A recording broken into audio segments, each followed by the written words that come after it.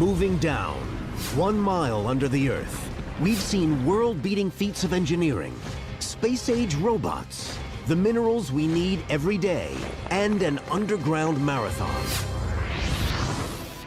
Estamos nos aproximando do local mais profundo em que um humano já esteve. Esse é o laboratório científico mais profundo do mundo. É bem movimentado aqui. O Observatório de Neutrinos de Sudbury, ou Snow Lab, está a 2 quilômetros abaixo do centro de Ontário. 2 experimentos estão em andamento. Um deles está na fase final de comissionamento. 3 experimentos grandes estão em construção. Os cientistas estão à procura de algo que só pode ser visto a 2 quilômetros abaixo da superfície. Partículas minúsculas de matéria cósmica, chamadas neutrinos. Tão pequenas que 200 cetilhões deles caberiam em um grão de areia. São 200 com 24 zeros. Não é uma surpresa que os neutrinos sejam fracos. Elas são partículas incrivelmente leves e, normalmente, passariam pela Terra completamente despercebidas. Cientistas descobriram os neutrinos em 1956. Estão em todo lugar do universo. Para detectar algo tão pequeno, precisa filtrar e excluir os raios gama, os raios X e a radiação ultravioleta que constantemente bombardeiam a Terra do espaço. Queremos provar que não é uma radiação convencional que de algum modo interfere e imita os sinais esperados. Então precisamos de muita proteção. Por isso o laboratório é tão profundo. Esses raios cósmicos tornariam a medição sensível do neutrino algo impossível. Os 2 quilômetros de rocha no laboratório Sudbury reduzem esses raios cósmicos a um fator de 10 milhões. Encontrar algo tão pequeno quanto o neutrino requer equipamentos grandes. Se você procura uma partícula, precisa aumentar suas chances de vê-la. Cobrindo uma área de 7.250 metros quadrados, tão grande quanto 6 piscinas olímpicas, as câmaras e túneis interligados do laboratório parecem mais uma estação espacial ou uma base lunar do que um laboratório subterrâneo. O laboratório levou 18 anos para ser construído e custou cerca de 70 milhões de dólares. Neutrinos deixam um pequeno traço de luz quando atravessam certas substâncias. Essa caverna já abrigou 60 mil toneladas de rocha. Agora, abriga uma esfera de 12 metros, que comporta 760 litros do líquido conhecido como água pesada, uma forma natural de H2O mais sensível aos neutrinos devido ao seu grande peso molecular. O neutrino causa uma reação que gera luz, que reage com os detectores de foto. Então, dá para descobrir sua energia, direção e por aí vai. Nessa profundidade é difícil transitar pelo laboratório. O elevador desce a 640 metros por minuto. Depois tem 1,5 km de caminhada. A temperatura ambiente é de 27 graus. É quente por causa da pressão nessa profundidade. Ao redor deles, a rocha está sendo espremida a mais de 544 atms, mais de 500 vezes a pressão atmosférica na superfície. Quando fizeram o laboratório, enfrentaram um desafio: criar um ambiente subterrâneo puro. Mantemos as fontes de poeira e contaminação no mínimo absoluto graças ao esforço constante na limpeza.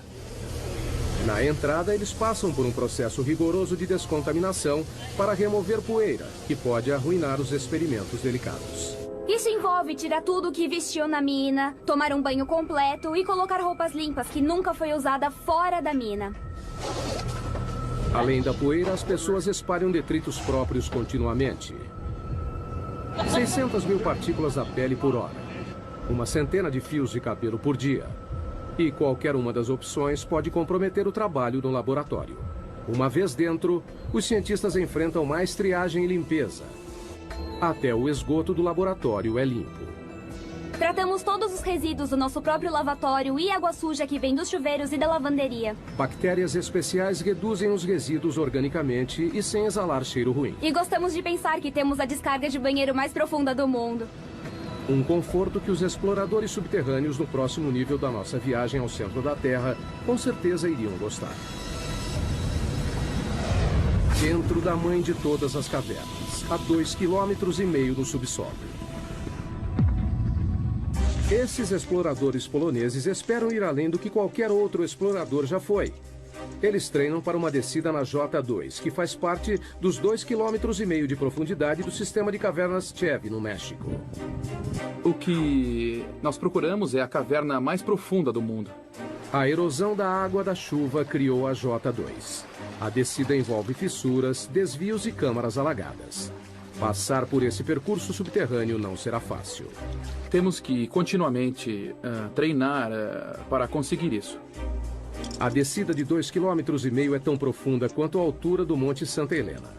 Por isso, os exploradores precisam se equipar como montanhistas subterrâneos. Arnesses, cordas, grampos e capacetes. A caverna Kasprowy Nizhnia, na Polônia, tem condições similares à J2. Só não é tão profunda. O treinamento da descida começa. Conforme a equipe desce, a frequência cardíaca sobe para 140 batimentos por minuto. Os exploradores geralmente queimam 6.000 calorias por dia, quase o dobro do normal diário. A gente tem que trazer muito alimento para a caverna. Na expedição verdadeira, cada explorador carregará mais de 27 quilos de alimento para um acampamento até quase metade do caminho. Mesmo que seja cansativo carregar todo esse alimento para cá, porque estamos a pouco mais do que 1 quilômetro, é essencial, porque a gente precisa encher a barriga. Os exploradores adoram entrar no subterrâneo. Quanto menor e mais apertado, melhor. Para mim é como um parquinho. É brincar com os amigos. Mas a verdadeira J2 não é um jardim de infância. Ela contém passagens tão apertadas que até os exploradores mais experientes achariam assustadoras. Eu sou pequena, então não costumo me sair mal em lugares apertados, mas não entro em lugares muito apertados. Eu acho que odiaria isso. Para passar pelas fissuras, os exploradores precisam reunir toda a experiência e habilidade. Porque se você escorregar apenas 20 centímetros, você pode ficar preso em uma fissura. O que poderia ser fatal, já que o resgate não conseguiria chegar tão longe. A descida continua. Os exploradores seguem a viagem. Você desce, desce e desce cada vez mais e mais, e você não pode pensar em subir, só em descer cada vez mais. O maior desafio da J2 é a água. A gruta leva a uma série de câmaras alagadas chamadas fossas. São 3 dias rastejando, pulando, escalando e descendo para chegar nesta passagem alagada, cheia de água, onde você precisa usar o equipamento de mergulho e então o jogo começa. Se chover enquanto estiverem no subterrâneo, a equipe corre o risco de ficar presa. Na última expedição, a J2, 2 equipes ficaram presas nessa caverna. Mas com o avanço do treinamento, uma volta para o México é uma perspectiva que ainda deseja. Nossa equipe era de 6 pessoas, nós descobrimos a entrada, então sinto como se fosse nossa caverna. A essa profundidade há ar e água, mas não há luz do sol. Por isso, os exploradores não costumam encontrar muita vida. Então, cientistas que procuram pistas sobre a origem da vida na Terra devem ir mais além. No fundo do mar. Aonde quer que vá, no fundo do oceano, vai encontrar água que carrega vida microbiana. No litoral de Vancouver, na Colômbia Britânica, o submergível Alvin faz o mergulho. Pensamos nos estudos como nossas missões da Apollo. Alvin é um mini submarino de águas profundas de 16 toneladas e 7 metros de comprimento. Ele leva uma equipe de 3 pessoas a 2,5 km de profundidade na busca por micróbios gerados do interior da Terra. Os micróbios não se parecem com nada da superfície. 75%, no mínimo, do conteúdo genético dessas vidas nós não conseguimos reconhecer. É isso que o Alvin procura. Água quente saindo debaixo do leito do mar, que é rica em micróbios. Estamos começando a entender que eles existem, só não entendemos direito exatamente como. Essas aberturas podem atingir temperaturas de 400 graus Celsius. São resultado do movimento das placas tectônicas. O litoral de Vancouver fica sobre a placa Juan de la Fuca, uma das mais de 12 placas que estão em constante movimento. Quando as bordas das placas se afastam, criam fissuras gigantes no leito do oceano. A água é sugada, aquecida no subsolo e então liberada por aberturas no fundo do oceano em um ciclo contínuo, trazendo os micróbios com ela. A equipe de Katrina não faz ideia de até onde existe vida dentro da crosta. Essa é uma das coisas mais surpreendentes. Não sabemos até onde há vida. Para descobrir, estão instalando sensores conhecidos como rolhas, em uma área de 3.240 km² do leito do mar, 2 vezes maior que o tamanho da cidade de Los Angeles. As rolhas de 2,5 metros são equipadas com monitores de pressão e temperatura. Foram colocadas em posição 460 metros abaixo do leito do mar, num total de 3.200 metros da superfície. O objetivo é rastrear o caminho da água quente dentro da crosta terrestre.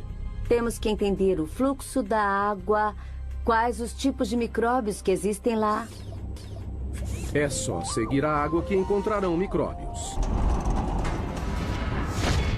The next stop on our journey to the Earth's core, 7 miles down, we join an exclusive club.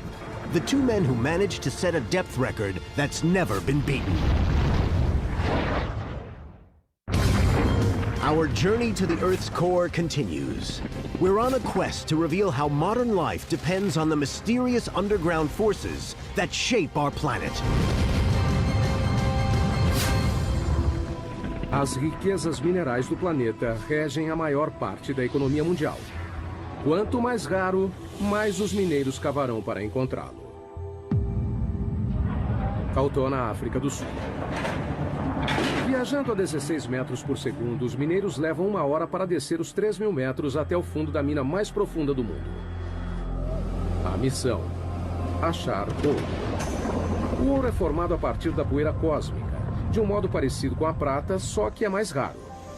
Menos de 200 toneladas foram extraídas desde o início dos registros históricos. A produção da Tautona, de 12,5 toneladas por ano, fornece metade da oferta mundial de ouro.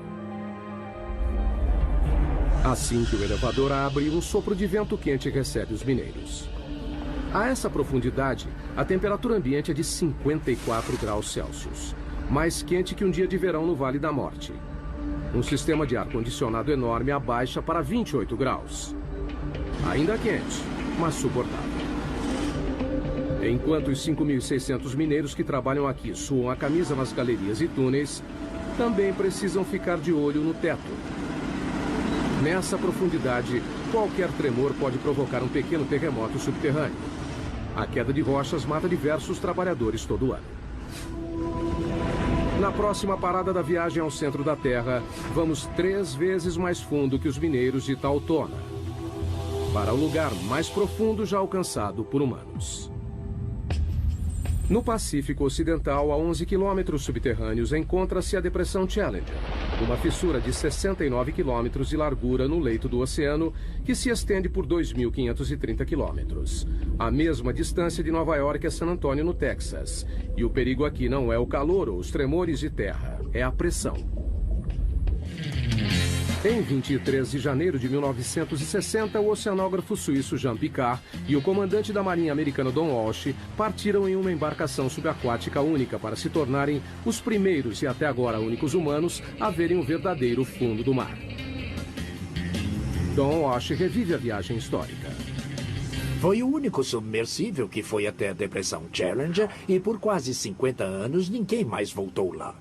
E por uma boa razão. A pressão a 11 quilômetros de profundidade é esmagadora. 1.080 ATMs. Imagine o peso de 48 Boeing 747 em cima de um dedo. Para suportar esse peso incrível, Piccard projetou um submergível chamado Trieste. Com 15 metros de comprimento, 4 metros de diâmetro, ele pesava 51 toneladas, quase o tamanho de um caminhão de lixo médio carregado. Para a proteção, a equipe ficou em uma esfera de aço de 2 metros de diâmetro de 16 toneladas. Não tinha espaço para as pernas. A gente tinha meio metro cúbico para 2 pessoas. É quase o tamanho de uma geladeira doméstica. O que, levando em conta a água a 1 grau Celsius negativo, não parecia tão ruim assim. A temperatura dentro do casco era aproximadamente a de uma geladeira também. Para flutuar, o Trieste foi suspenso por uma boia, um tipo de balão submarino. Mas ao contrário de balões que voam no céu, a equipe não conseguiu usar hélio. Então decidiram usar outra coisa. Todos sabemos que petróleo é mais leve que a água, então o Trieste usou gasolina. Foram necessários mais de 85 mil litros de gasolina para conseguirem flutuabilidade. O suficiente para encher 500 tanques de carro. 8 da manhã, hora da ação. A descida começa. É um processo lento e cauteloso. O tamanho e o posicionamento das janelas da cabine do Trieste dificultam a visão. Esta é a janela de visão principal. É uma peça de acrílico de 18 centímetros de espessura e tem uma portinhola do outro lado da esfera com uma janela menor. E tem uma janela no tubo de entrada. A 200 metros, o Trieste mergulhou na escuridão. Eles atingiram o limite de penetração da luz solar. Mas a 910 metros, a natureza trouxe ajuda. A única coisa que iluminava o abismo era a bioluminescência dos animais e plânctons. Como se fossem vagalumes, eles carregavam a própria fonte de luz. Então parecia neve caindo de cabeça para baixo. Depois de mais de 1 hora, surgiu um problema. Houve um barulhão a 6 quilômetros. A 6 quilômetros submarinos, Walsh teve que verificar os equipamentos. Ouvimos o barulho, checamos todos os medidores internos e parecia tudo bem, então continuamos o mergulho. Mas então ele viu algo. Olhei pelo vidro da portinhola e vi uma rachadura assim na janela. A equipe estava a um passo da morte certa. Se o vidro interno tivesse rachado, teríamos morrido na hora, porque a pressão externa a 6.000 metros é de uns 680 TMs. Então, teria sido imediato. Talvez nem notássemos. Mas a janela resistiu e eles decidiram soldá-la. Depois de quase 5 horas, o Trieste finalmente se aproximou do fundo. Walsh viu algo inacreditável. Um pouco antes de pousar, nós vimos um linguado. Animais vertebrados não deveriam viver nessa profundidade. Mas eles não tiveram a chance de investigar mais fundo. Assim que pousamos, uma nuvem enorme de sedimento subiu e só baixou depois de 20 minutos. A lama do fundo do mar o cegou. Foi como estar numa tigela de leite. Eles não tiveram escolha. A gente não via nada, não dava para tirar fotos e a lama não baixava. Decidimos voltar para a superfície. Para permitir que o Trieste fizesse a viagem de volta, Walsh controlou o peso soltando o lastro. A gente tinha 2 barris de lastro cheios de bola de aço e no fundo do barril tinha um eletroímã. Com o ímã acionado, as bolas ficaram no barril. Desligamos a força elétrica e elas desceram. Ao apertar um botão, o Trieste começou a voltar para a superfície. E entrou para a história. 11 quilômetros é o limite para a exploração humana. Atravessamos mais de 1/3 da crosta terrestre. Pessoas saem de cela, máquinas assumem. Todos os cientistas utilizam ferramentas para ajudá-los a explorar lugares que não podem ir.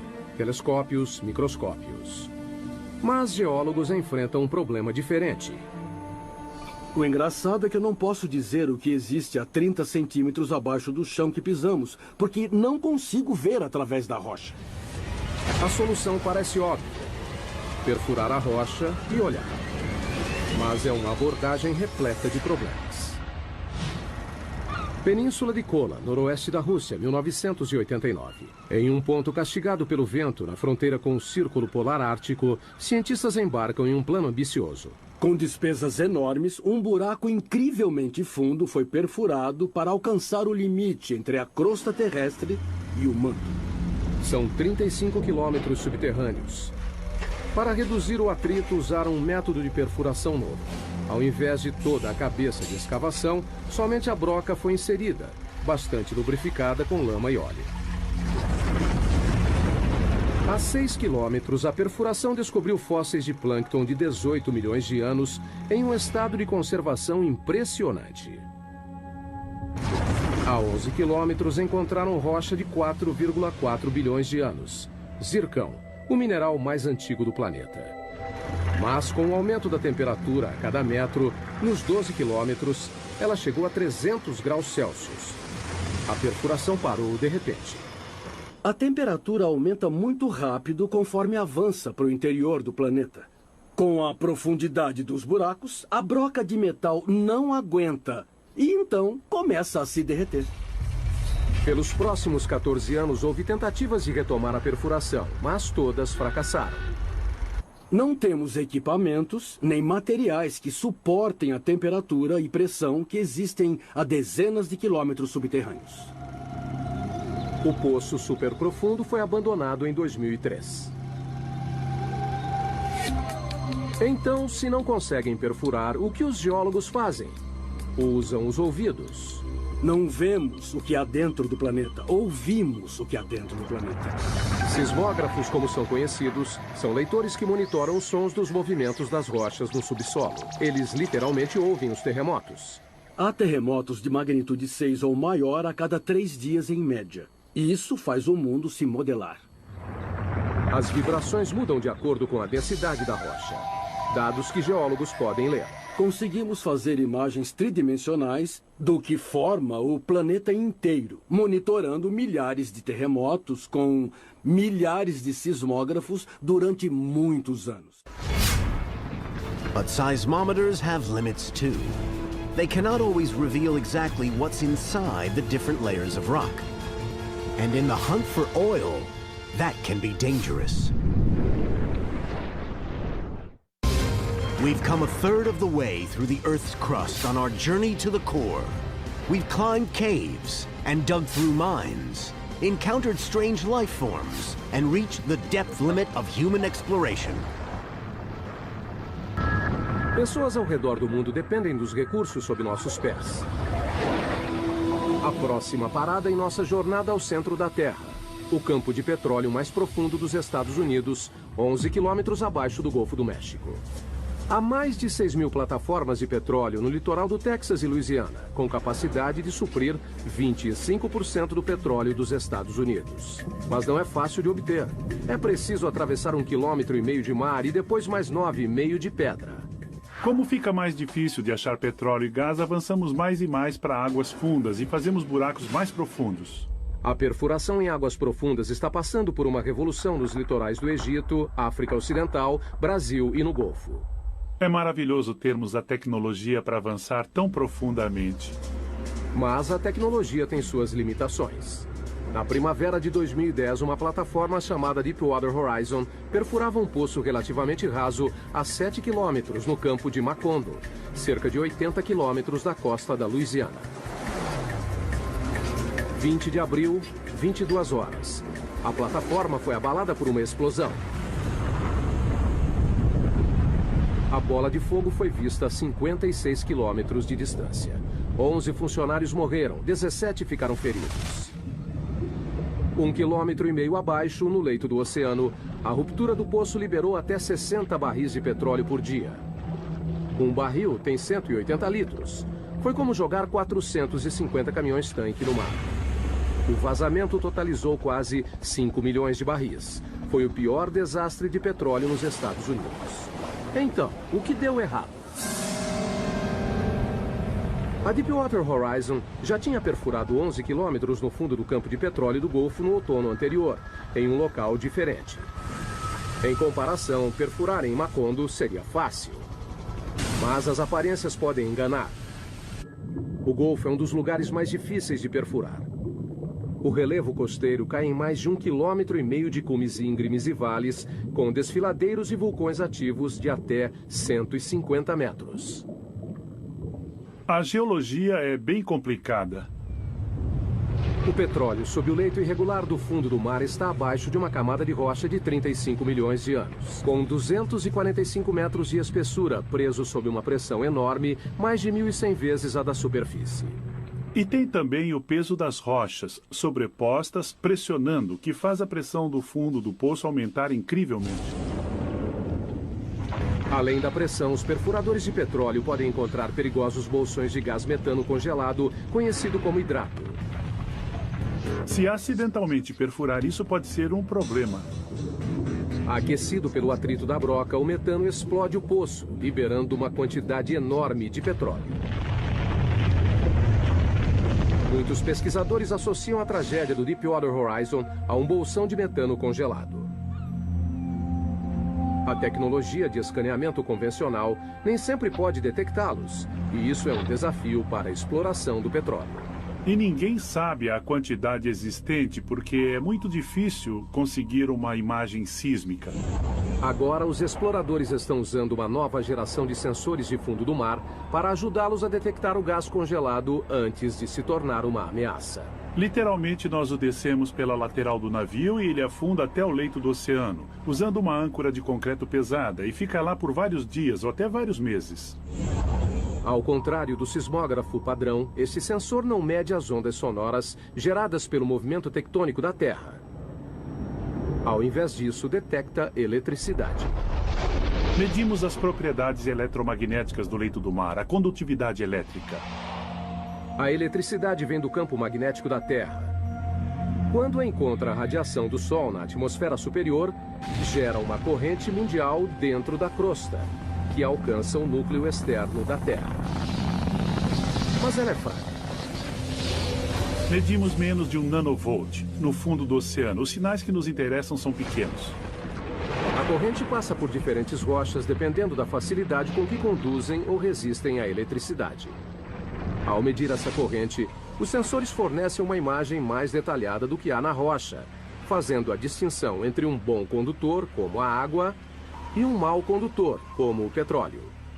O que é bom porque gastar 100 milhões de dólares perfurando um poço de água salgada é perda de tempo. Como o petróleo, o hidrato de metano também tem baixa condutividade, mas existe a pouca profundidade abaixo do leito do mar. Para encontrá-lo, é preciso dar um choque na Terra. E é isso que esse instrumento que está na minha frente vai fazer. Eles o chamam de SUSE, da sigla em inglês para Instrumento Aquático de Energia Elétrica. Ele usa uma fonte de 2.000 volts com corrente de até 500 amperes. Um mini-raio, 5 milhões de vezes mais forte que a dose necessária para matar um ser humano. Nós descemos com um cabo de reboque atrás dos navios de pesquisa, muito próximo do leito do mar. Alimentamos com energia e ele gera uma corrente elétrica que é injetada na água por uma antena. E então eles medem o resultado. Uma leitura superficial que mostra uma rocha resistente à eletricidade pode significar que ela contém bolsões de hidrato. Só o tempo poderá dizer se o escaneamento eletromagnético ajudará a reduzir os riscos de explosões em campos de petróleo submersos.